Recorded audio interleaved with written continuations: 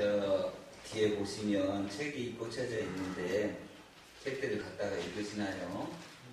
저거 교회 와서도 읽으셔야 되고 또 집에 한 권씩 가져가서도 읽으시면 또 갖다 놓으시고 집에다가 감춰놓지만 마시고 읽으시라고 꽂아놓은 거예요. 저거 그냥 장식품이 아니거든요. 저기 보시면 필립 얀시라는 목사님이 쓰신 놀라운 하나님의 은혜라고 하는 책이 있습니다. 이 책 목양실에도 한 권 있는 것 같고 저기에도 꽂혀 있을 텐데 한 두세 권 있는 것 같아요. 먼저 빌려 가시는 분이 임자입니다. 제가 은혜에 대해서 잘 모르고 신학교를 다니면서도 은혜가 뭔가라고 정의가 잘 되어 있지 않았을 때에 이 필립 얀시가 쓰신 이 놀라운 하나님의 은혜라고 하는 책을 읽고 은혜가 이것이구나 라는 것을 깨달았던 책입니다. 그래서 아주 제가 좋아하는 책 중에 하나인데 이 필립 얀시가 쓴 놀라운 하나님의 은혜라고 하는 책에 이런 내용이 있어요. 영국에서 비교 종교학 회의가 열렸습니다. 기독교 신앙의 독특성이 무엇인가에 대해서 토론을 진행하고 있었는데 누군가가 기독교의 독특성은 성육신의 교리 아니겠느냐라는 말을 합니다. 그랬을 때에 또 다른 신학자가 말하기를 신이 인간이 되었다라고 하는 이 성육신의 교리는 기독교에만 있는 것이 아니라 다른 종교에도 있다라는 말을 합니다. 그러니까 기독교만의 독특성이라고 말할 수 없다라는 거죠. 그러자 다른 신학자가 또 말합니다. 아무래도 기독교의 독특성은 부활의 교리가 아니겠습니까? 기독교 신앙의 독특성은 부활의 교리에서 찾아야 합니다. 라고 말을 하자 또 다른 학자가 또 말합니다. 죽은 자의 환생에 관련되어진 교리는 기독교의 전유물만은 아닙니다. 다른 종교에도 이와 같은 내용이 나옵니다. 그러니까 이것도 기독교의 독특성이라고 말할 수 없다라는 거예요. 이때에 그 유명한 영국의 신학자 C.S. 루이스 교수가 일어나서 대답을 합니다. 말을 하는데 이 대답은 그렇게 어렵게 생각할 필요가 없습니다. 라고 하면서 말을 하기를 다른 종교에서 찾을 수 없는 기독교만이 제공하고 있는 일관성 있는 메시지가 하나 있습니다. 그것이 은혜입니다. 라고 말을 합니다. 그러자 거기 모인 모든 신학자들이 다 동의했습니다. 다른 어떤 종교에서도 말하지 않는 은혜라고 하는 이 말. 이 은혜라는 것을 우리 기독교만이 지속적으로 일관성 있게 끊임없이 이야기하고 있다라는 것이요. 그만큼 우리 기독교의 독특성이라고 말할 수 있는 것은 은혜의 교리입니다. 은혜라는 것이죠. 이 기독교는 은혜의 교리를 강조합니다. 일반 종교에서는 인간의 선행이나 수양이나 공로를 핵심으로 삼습니다. 그런데 이에 반해서 기독교는 사람의 수고나 자격 이전에 하나님의 은혜를 기본 전제로 하고 있습니다. 모든 것이 다 오직 하나님의 은혜라는 말씀입니다. 이것이 오늘 본문을 나오는 포도원의 품꾼 이야기가 바로 이 은혜를 중심 주제로 담고 예수님께서 말씀하신 내용입니다. 농촌에는 농번기와 농한기가 있습니다. 봄철 모종할 때와 가을철 추수할 때는 눈코 뜰 새 없이 바쁜 농번기이지요. 이때는 일꾼이 부족합니다. 우리나라도 그래서 이럴 때에 일꾼이 부족하니까 외지에서 사람들을 사다가 조달을 합니다. 팔레스타인 농촌도 마찬가지였습니다. 이 팔레스타인 지역의 포도 농장에도 해마다 일정하게 바쁜 시기가 있었습니다. 바로 포도를 수확할 때였습니다. 농장 주인은 포도를 따기 위해서 새벽 일찍부터 장터에 나가서 인력시장에 나가 일꾼들을 데리고 오는 겁니다. 그런데 생각보다 포도 농사가 잘 되었어요. 풍년이 되어져서 일손을 데리고 왔지만 턱없이 부족하고 모자랐습니다. 그래서 또다시 장터에 나가서 일꾼들을 계속 불러왔습니다. 포도 농사가 얼마나 풍작이었던지 하루 동안 일꾼들을 5번이나 추가로 나가서 불러드렸습니다. 오전 6시부터 오후 5시까지 노동시간 마감시간 1시간 전까지 일꾼들을 추가로 계속 고용을 했다라는 거죠. 여기에서 우리에게 중요한 메시지가 담겨져 있는 겁니다. 포도원 주인은 거리에서 놀고 있는 사람들을 하루 종일 불러들여서 일거리를 주었다라는 겁니다. 이 포도원은 예상을 뛰어넘는 풍작을 거두어들이고 있습니다.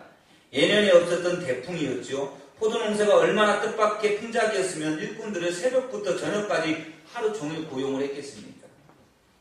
이것이 곧 기독교 핵심인 은혜교리라는 것입니다. 포도원의 포도농사가 풍작이듯이 하나님의 나라는 은혜가 늘 풍성하다라는 말씀입니다.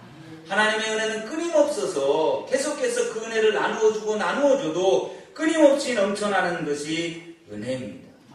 그래서 은혜가 풍성하다라는 말을 하고 있는 겁니다. 오늘날의 교회들이 세계 곳곳에서 부흥의 역사를 이루어가고 있고 또 그것을 꿈꾸며 나아가고 있습니다. 하나님의 교회는 주님이 오시기 직전, 그러니까 오늘 말하면 오후 5시 그때까지 하나님의 교회의 역사들은 이어갈 것입니다. 우리 꿈의 교회 또한 우리 꿈의 교회의 꿈과 비전이 이와 같아야 되는데 바로 은혜가 넘치는 교회가 되어야 한다라는 말씀입니다. 우리가 꿈꾸는 교회는 날마다 은혜가 넘치는 교회입니다. 그런데 이 비유 설교를 하게 된 배경이 재미있습니다. 예수님께서 이 설교를 하는 배경이 우리가 잘 알고 있는 베드로, 언제나 천방지축입니다. 예수님께 구사리를 먹어도 궁금한 것에 대해서는 예수님께 반드시 질문을 하는 사람이 베드로였습니다. 마태복음 19장에서도 보면 예수님에게는 돈에 관심이 많은 사람들에게, 세상 사람들이 구원받기가 얼마나 어려운지 비유로 낙타가 바늘구멍으로 들어가는 것이 더 쉽다라고 경고를 했습니다. 이 말씀 여러분들 여기서 우리가 낙타가 바늘구멍으로 들어간다 해서 실제로 낙타가 우리 조그마한 우리 바늘 그 구멍으로 들어가는 거라고 생각하면 안 됩니다. 이 낙타가 바늘구멍으로 들어간다 했을 때 어떤 낙타가 그 바늘구멍으로 들어갑니까? 그럼 부자는 모두 다 구원 못 받는 거예요.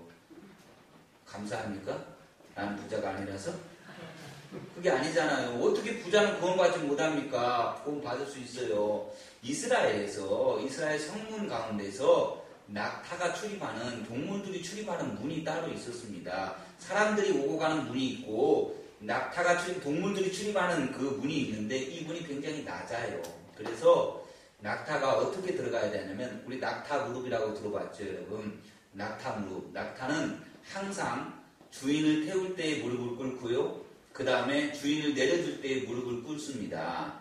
이와 같이 낙타가 그 바늘길을 통과하려면 그 바늘길이라고 그렇게 부르는 그런 문이 있었는데 그 문을 통과하려면 무릎 꿇어서 통과할 수밖에 없을 정도로 문이 낮다라는 거예요. 그만큼 낙타가 무릎을 꿇고 지나가야 만큼 어렵다라는 의미를 두고 있는 거예요. 우리가 지금 우리가 바느질하는 그 바늘구멍으로 들어가란 말이 아니에요. 그러니까 무릎 꿇어서 가면 갈 수 있다라는 거예요. 부자가 교만해지지 않고 겸손하게 하나님 앞에 머리 숙여 가면 구원 받는다라는 거예요.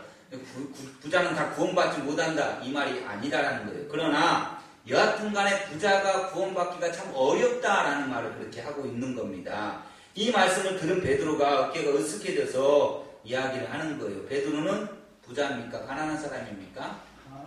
가난하죠. 어부가 무슨 돈이 얼마나 있겠어요. 그 당시에 고기 잡아서 생활하잖아요. 그런데 여러분 그것도 생각을 해보십시오. 베드로가 정말 가난했을까?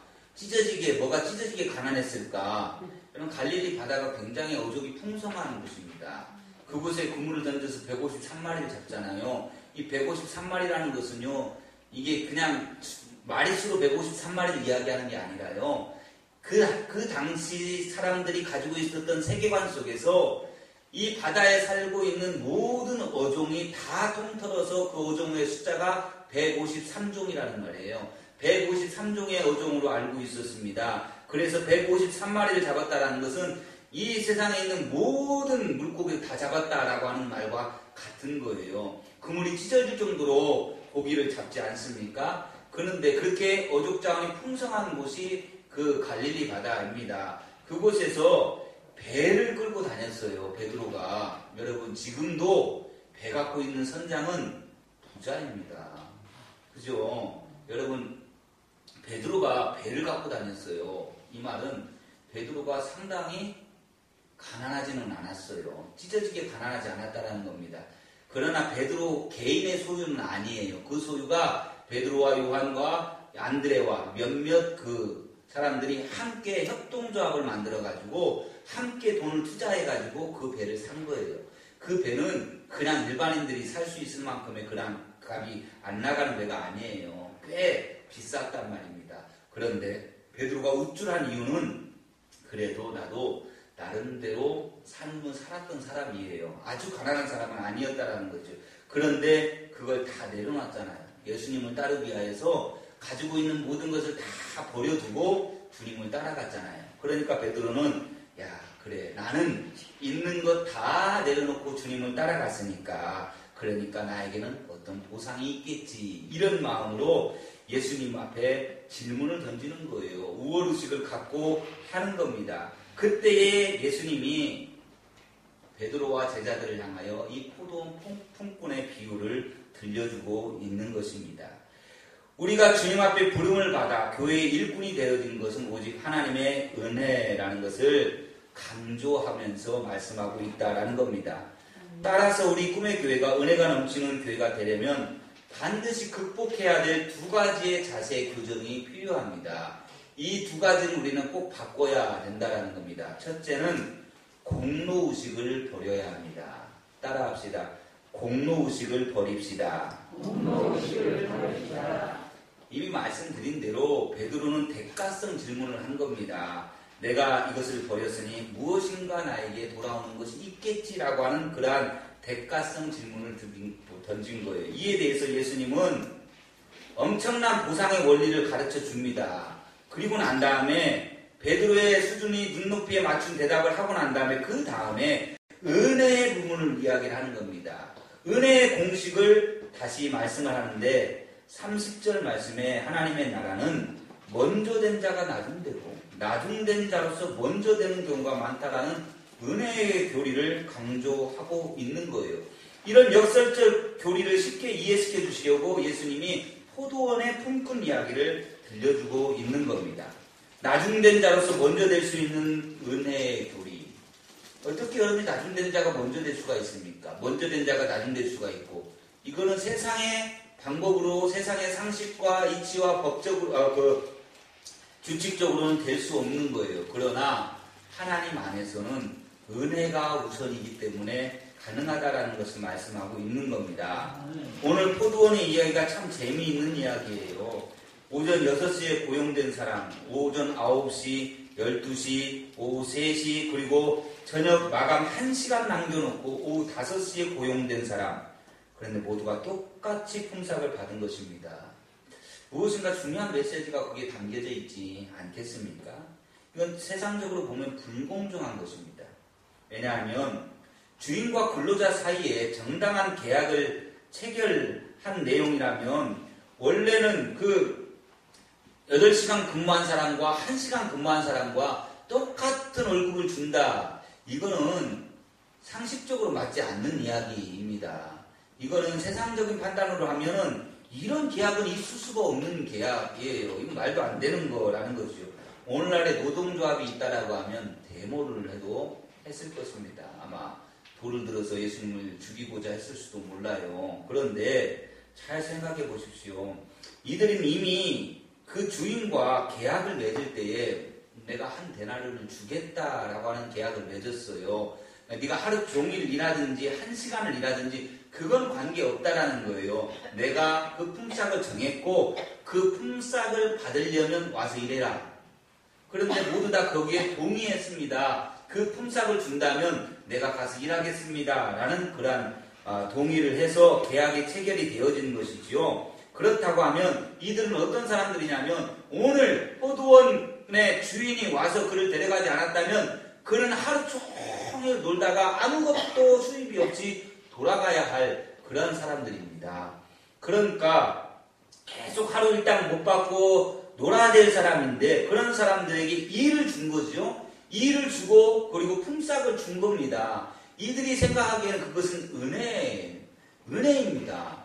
여러분 그 당시에 아무리 품꾼들이 부족한다고 할지라도 여러분 주인이 쓰지 않으면 아무 의미가 없는 거예요. 그런데 그 당시에 이 포도원의 품꾼으로 있었던 이런 사람들, 이렇게 인력시장에 나와 있는 사람들, 그 사람들이 매일매일 인력시장에서 팔려나가서 돈을 벌 수 있었던 상황이 아니다라는 거예요. 오늘날 아까도 잠시 이야기하는 걸 들었는데 오늘날에도 우리나라 사람들도 인력시장에 나가서 새벽부터 나가서 일을 하려고 대기하는데 그중에 몇 프로도 일하러 못 나간다고 하지 않습니까? 대부분 외국인들이 와서 많이 일을 해버리고 이제는 한국 사람들이 일을 하고 싶어도 일자리를 얻을 수가 없게 되었다라고 말하고 있어요. 그런데 그 당시에는 더더군다나 일자리가 없었던 때입니다. 하루 벌어서 하루 먹고 사는 사람들이기 때문에 그날 하루를 벌지 못하면 그날 하루를 굶어야 됩니다. 그렇게 가난한 사람들이었어요. 그런데 그들에게 일거리가 생긴 겁니다. 그리고 품삯을 받은 거예요. 그러니까 그들에게 있어서는 내가 마땅히 일해서 받은 월급이지, 내가 마땅히 받아서 받은 일당이지, 이게 아니라 은혜였다라는 거죠. 포도원 비유를 통해서 먼저 믿고 부름받은 사람들에게 본질적인 교훈을 주면서 각성을 시키고 있는 것입니다. 이 말은 내가 먼저 믿었다고 해서 내가 하나님의 복을 많이 받고, 내가 먼저 믿었다고 해서 나는 구원이 보장되어져 있고, 내가 먼저 믿었다고 해서 무언가가 나에게 주어지는 것이 다르겠지라고 생각하는 공로의식, 공로사상을 버려야 한다는 겁니다. 표준 세모령에서는 그 단어를 대우라는 말로 사용을 합니다. 뭔 말이냐면 나를 어떻게 하루 종일 일한 나를 1시간 일한 저 사람과 똑같이 대우할 수 있느냐라는 말입니다. 이 말은 공로사상에서 나온 겁니다. 공로의식을 가진 자에게는 자주 찾아오는 손님이 있지요. 우리가 흔히 말하는 섭섭마귀. 이 섭섭마귀가 누구에게 찾아오느냐? 공로의식을 가진 사람들에게 찾아오는 겁니다. 자기 나름대로 공로의식이 강할수록 스스로 서운함을 느끼는 거예요. 그리고 시험에 빠지는 것입니다. 이런 공로주의, 공로의식이 자신의 성숙함을 가로막는다라는 겁니다. 더 큰 인물이 못되게 만드는 겁니다. 여하튼 간에 대우받으려고 하는 사람일수록 결국에 소인대가 될 수밖에 없다라는 것입니다. 그렇기 때문에 우리는 교회 안에서의 공로의식을 버려야 합니다. 내가 먼저 믿었는데, 내 직분이 뭔데, 내가 헌금을 얼만큼 하는데, 내가 얼만큼 봉사를 하는데, 이런 모든 공로의식을 우리는 교회에서 버려야 합니다. 우리는 사도 바울의 훌륭한 정신을 본받아야 합니다.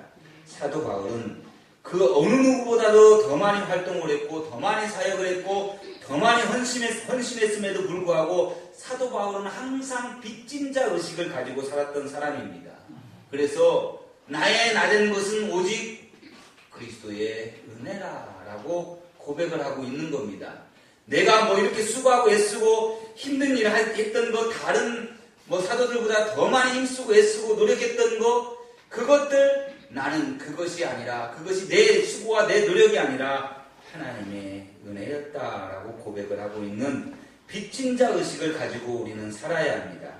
교회 안에서 공로의식을 버리고 빚진 자 의식을 가지고 살아갈 수 있기를 바랍니다. 이게 바로 은혜의 교리입니다. 빚진 자의 마음은 항상 하나님의 은혜를 기억하는 거예요. 나 같은 죄인을, 나 같은 못 쓸 것을, 나 같은 아무것도 할 수 없는 존재를 하나님께서 나를 선택하시고 하나님의 일꾼으로 삼아주시고 내가 일할 수 있는 하나님의 일을 우리에게 허락해 주셨고 나에게 주었다라고 하는 이 고백, 이것이 바로 우리가 공로의식이 아닌 빚진 자 의식, 하나님을 은혜를 경험하고 그 하나님의 은혜를 감사할 줄 알며 살아갈 수 있기를 바랍니다. 두 번째, 우리 교회 안에서 우리들이 버려야 할 의식이 바로 경쟁의식입니다. 따라합시다. 경쟁의식을 버리자. 어린아이들의 특징 중 하나가 이 비교의식하고 경쟁의식입니다. 애들은 아주 작은 것 가지고 서로 비교합니다. 누구 것이 더 크냐, 누가 더 많이 인정을 받느냐에 따라서 우쭐대기도 하죠. 신앙생활도 마찬가지입니다. 영적으로 미숙한 사람일수록 비교의식과 경쟁의식이 강합니다. 오늘 본문에서도 이 점을 적나라하게 보여줍니다. 10절과 11절에 포도원 농장에 일찍 온 사람들일수록 은근히 텃세가 있었어요. 그래서 포도원 주인을 원망하고 불평합니다. 왜 먼저 온 자기들보다 늦게 온 사람들에게 똑같은 품삯을 주느냐고 투덜대고 따집니다. 12절에 보면 그들이 중얼중얼거립니다. 왜 그들을 우리와 똑같이 대우를 하십니까? 라고 하는 거죠. 이게 바로 경쟁의식입니다. 불평과 원망과 시비가 나타나는 것은 경쟁의식 때문에 나타나는 것입니다. 바로 질투 때문에 불평과 원망과 시비가 나타나는 것이지요. 우리가 행복한 교회 생활을 하려면 빌립보서 2장 14절에서 우리에게 말합니다. 모든 일에 원망과 시비가 없이 하라라고 그렇게 우리에게 가르쳐주고 있습니다. 교회 일은 그래서 경쟁의식으로 해서는 안 된다라는 말씀입니다. 어떤 사람들은 직분을 받는데도 이 경쟁의식에 빠져있는 사람들이 많아요. 그래서 질투하는 경우가 많습니다. 그래서 교회에서 안수집사, 권사, 장로를 세울 때에 자기가 그 선거에서 떨어지면 시험에 들어요. 그것은 질투하는 것 때문에, 경쟁의식 때문에 그렇습니다. 내가 저 사람보다 못한 게 뭐가 있는데 이렇게 생각하는 것 때문에 그런 거예요. 그런데 교회 안에서는 경쟁의식을 가져서는 안 됩니다. 질투하면 안 된다. 그리고 은근한 텃세를 가지고 살아가면 안 됩니다. 우리 교회 이제 시작되어져서 1년 지나가고 있습니다. 여러분, 우리 교회는 이제 신생교회예요. 우리 모두는 이제 갓 신앙생활 한 사람과 같다라는 마음으로 텃세 부리면 안 됩니다. 새로운 사람들이 있다면 그 사람들에게 텃세 부리면 안 돼요. 우리는 먼저 있었던 사람들인데 먼저 된 자가 나중된 자가 먼저 되는 것이 은혜의 교리라는 사실을 잊지 마시기 바랍니다. 고든 맥도날드가 쓴 영적 성장의 길이라는 책이 있어요. 그는 거기서 이런 말을 했습니다. 더 나은 대답을 갖고 있는 사람이 더 나은 사람이다 라는 말을 했습니다.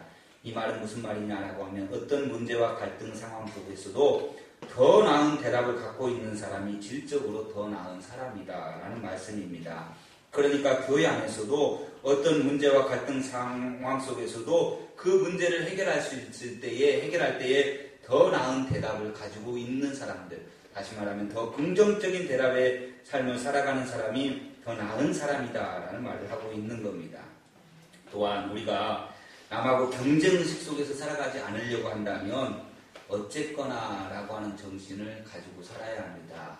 이 말은 마더 테레사 수녀가 쓴 시에서 잘 설명해주고 있습니다. 그 시의 제목이 Anyway, 어쨌거나라는 겁니다. 읽어드릴게요. 사람들이 때로 비이성적이고 비논리적이고 자기 중심적으로 느껴진다 할지라도 어쨌거나 용서하십시오.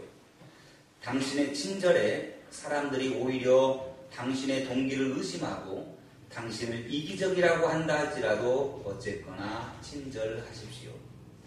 당신의 성공을 보고 주변에 거짓된 친구들과 진정한 친구들이 함께 모여온다 할지라도 어쨌거나 성공하십시오. 당신의 정직함과 솔직함을 이용하여 사람들이 당신을 속인다 할지라도 어쨌거나 정직하고 솔직하십시오. 당신이 여러 해에 걸쳐 성취해온 모든 것을 사람들이 하룻밤에 다 무너뜨려야 한다 할지라도 어쨌거나 성취하십시오. 당신이 찾아낸 평온과 행복을 누군가 질투한다 할지라도 어쨌거나 행복하십시오. 당신이 오늘 베푼 선함을 사람들이 내일 잊는다 할지라도 어쨌거나 선을 베푸십시오. 당신이 가진 최선을 이 세상에 내어주어도 세상은 여전히 부족한 뿐일지라도 어쨌거나 당신의 최선을 세상에 내어주십시오. 당신이요, 결국 마지막에서 따져보면 문제는 당신과 하나님 사이이니 어쨌거나 당신과 그들 사이의 문제가 아님을 기억해 두십시오. 이 어쨌거나라는 말, 이런 넓은 가슴, 이런 마음을 가지고 살아가는 것이 은혜의 삶이 되어질 것입니다. 누가 시비를 걸고 또 나를 깎아내려도 내가 받은 은혜만 거기에만 집중하고 거기에만 감격하게 하고 초연하게 헌신하는 사람이 정말 하나님이 원하시는 신자라는 말씀입니다. 어쨌거나 나는 경쟁하지 않는다. 누가 뭐라고 해도 나는 내 은혜 가운데서 하나님만 바라보고 살아간다. 이 마음을 가지고 살아가는 것이 바로 은혜의 공동체고 은혜의 삶이다라는 것입니다. 우리 교회도 마찬가지입니다. 어쨌거나 세상이 어떻게 우리를 바라보고 어떻게 우리에게 공격해 온다 할지라도 어쨌거나 우리는 은혜가 넘치는 교회로 만들어 가야 되는 줄로 믿습니다. 사랑하는 성도 여러분, 우리는 누구입니까? 우리는 하나님 나라의 품꾼들입니다. 그리고 우리는 원래 세상에서 방황하며 놀던 사람들이었습니다. 포도원 주인으로 비운되는 하나님께서 우리를 써주지 않았다면 아무런 희망이 없는 사람들이었습니다. 그런데 하나님께서 우리를 천국 일꾼으로 불러주신 것입니다. 교회 일꾼으로 불러주신 것입니다. 이것은 오직 은혜입니다. 우리는 함께 부름받은 자들입니다. 그러므로 우리 꿈의 교회는 은혜 공동체로 우리가 만들어 가야 합니다. 우리는 오직 하나님의 은혜만을 감격해하며 함께 즐거워하고 또 서로 축복하는 교회가 되어줘야 합니다. 교회가 성숙해져 갈수록 우리의 분위기와 우리의 모습은 은혜가 넘치는 교회로 나아가는 그러한 교회로 만들어 가십시다. 사랑하는 여러분, 어쨌거나 우리 모두는 하나님 안에서 은혜 받고 은혜의 공동체, 은혜가 넘치는 교회를 이루어갈 수 있기를 주님의 이름으로 축원합니다. 하나님 감사합니다. 하나님의 교회, 우리 꿈의 교회가 앞으로 우리가 꿈꾸며 나아가야 할 교회는 은혜가 넘치는 교회입니다.